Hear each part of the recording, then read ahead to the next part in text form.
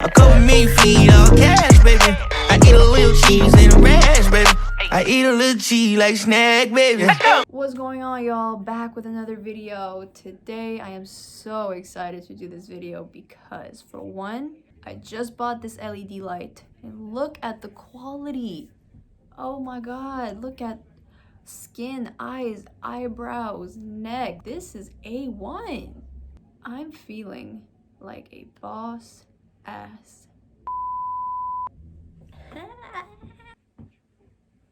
Second of all, I'm so excited to do this video because today I will be giving you guys some super valuable information. I will be talking about writing an email to a college coach. Let me just say this before we get into it. There's so many players out there that have so much talent but no sense of direction.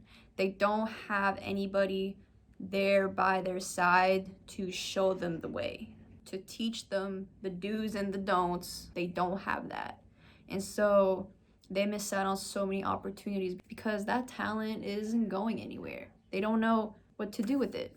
That is why your girl is here to be that person for you. With that being said, please don't forget to subscribe to my YouTube channel because I want you guys to stay up to date with the information and resources that I will provide for you. I really, really want to be that person for players that have no sense of direction or no mentor. I want to be that mentor to kids out there, kids, adults, whatever.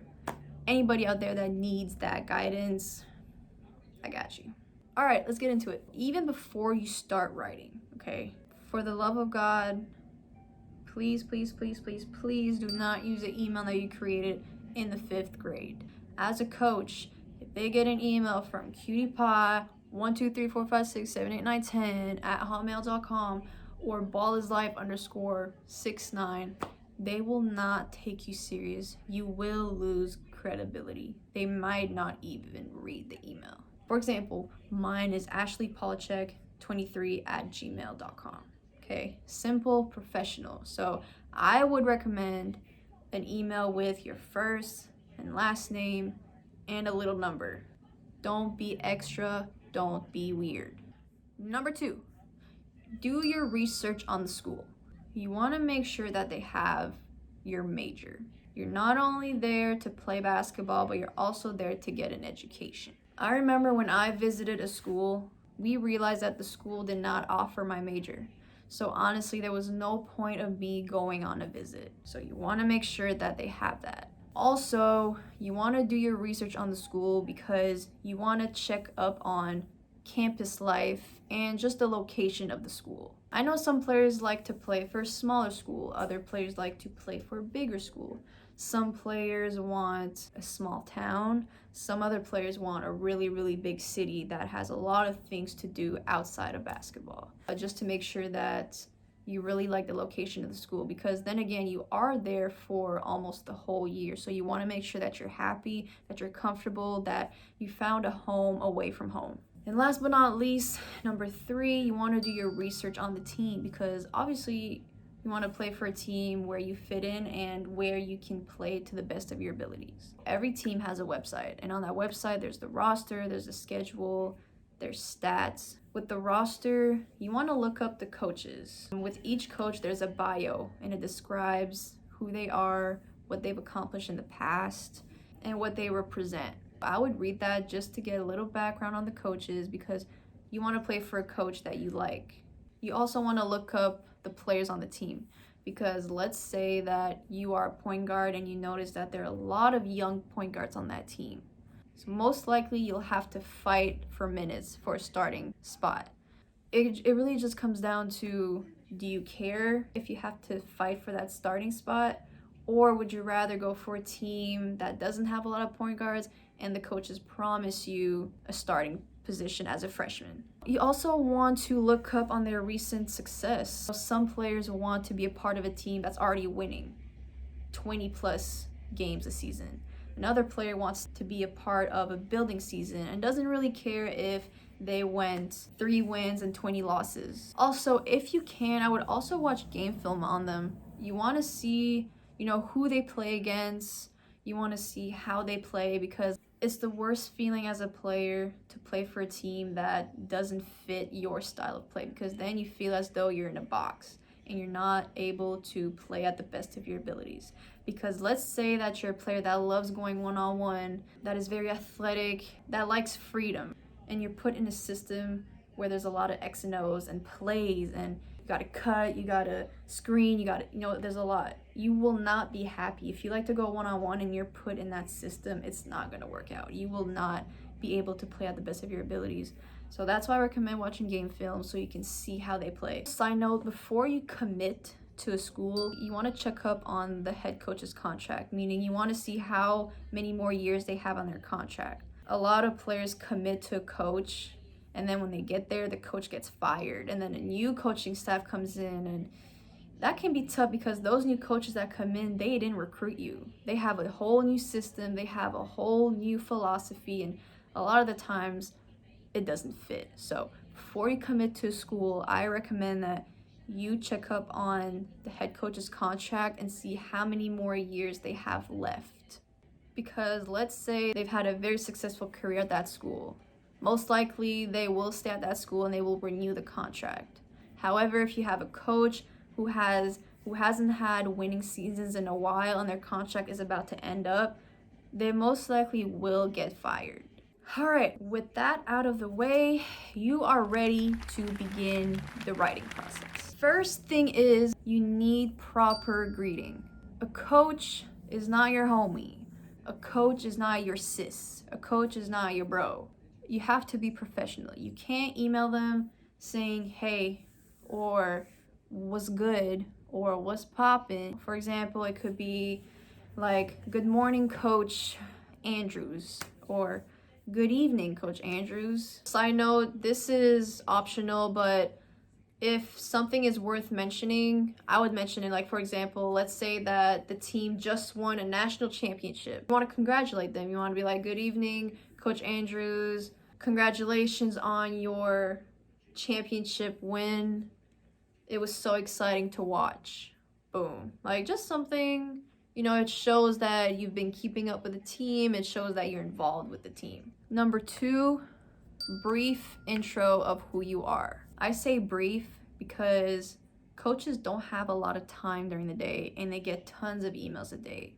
So you want to keep it simple and straight to the point. So in that intro, you'll have your name, the year you're in, where you're from, what position you play, and if you have stats that are really, really impressive or some type of achievement that is worth mentioning, I would put that in there because you want to catch the coach's attention.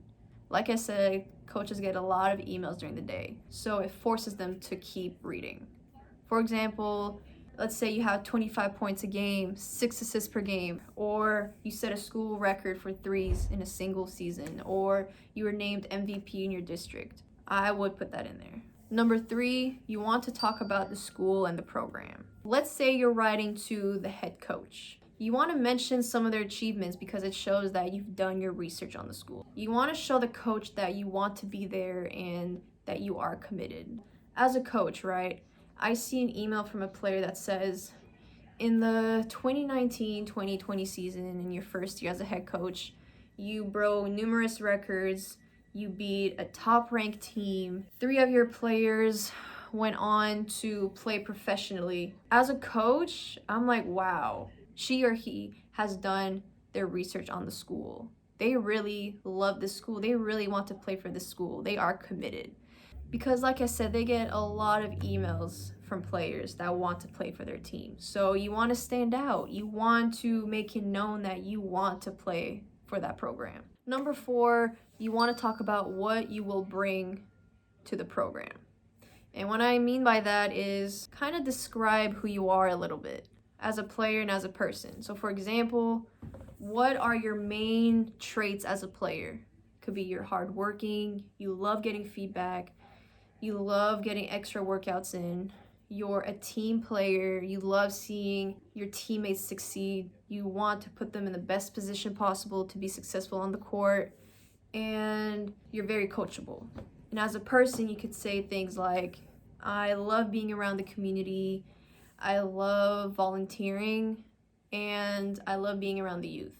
Just kind of give a little background on yourself. Like I said, not too long because coaches have a lot of things to do during the day. So just make sure it's brief and straight to the point. Number 5, if you didn't mention any stats or achievements at the beginning of the email, I would put them in there. In that paragraph, it's more detailed. So let's say you're a junior, you could write your stats from freshman to junior. So you could be like, my freshman year I averaged 10 points a game. My sophomore year I averaged 12 points a game. And this past year, my junior year, I averaged 15 points a game, because it kind of shows how you're getting better every year. It shows that you've been putting in the work. It shows that you are getting better and you are focused on your game.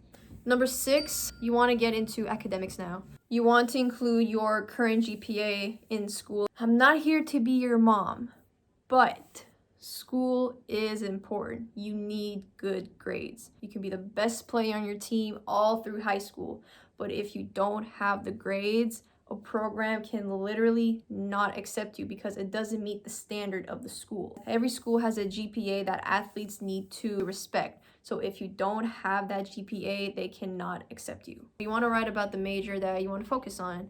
What do you want to study? Because obviously, like I said, you're not there only for basketball, you're also there for school. And then what you want to become. So for example, my major was exercise science, and with that, I would have wanted to become a strength conditioning coach or a trainer. Number 7, add some links to your games, because obviously you want a coach to see how you play. You want to include a 5 to 6 minute highlight film and a full game. Obviously everybody looks good on a 5 to 6 minute highlight film, but a full game will show coaches how you play in a full game. So pick your best game for the full game. I'm gonna make another video of how those highlights should look like and what you should include. And then number 8 is your closing statement. So now we're approaching the end of the email. For example, it could be something like, I'm looking forward to hearing back from you. I kind of like that because it's assertive.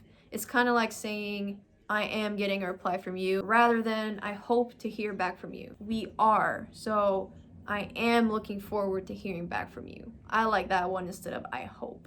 I hope is like, no.